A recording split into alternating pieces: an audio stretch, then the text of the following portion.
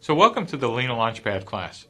If you're interested in the logistics on how to take this class, this Lecture 0 will describe it. But if you want to just get started, click on Lecture 1.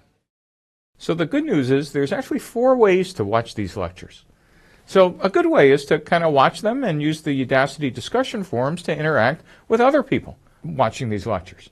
Something that's better is these lectures are free and they don't really require any books or text. But there are books or text, and then I would feel a little guilty not telling you that Alexander Osterwalder's Business Model Generation book is kind of the standard for understanding the business model canvas, and the Startup Owner's Manual, written by yours truly and my co-author Bob Dorff, is kind of the standard for customer development. But let me emphasize again, these are not required, and you can understand the lectures just fine without them, but they certainly help explain a lot of the detail in the 617 pages because it's almost an encyclopedia for startups.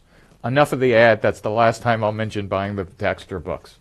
Almost best is to actually watch these lectures, but this time form a startup team and actually think about, instead of just sitting in your office or on your computer, actually be watching these as you start your company.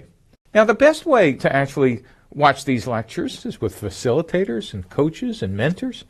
And the way you could do that is by physically taking the class with Startup Weekend Next. And if you go to the website, swnext.org, you could find out how to sign up in your city and town and participate as a team with groups of other teams physically week to week. And one of the reasons we kind of suggest that you, instead of just watching the lectures, actually get out of the building and do it, either by yourself or with your team or with Startup Weekend, is startups are not about lectures.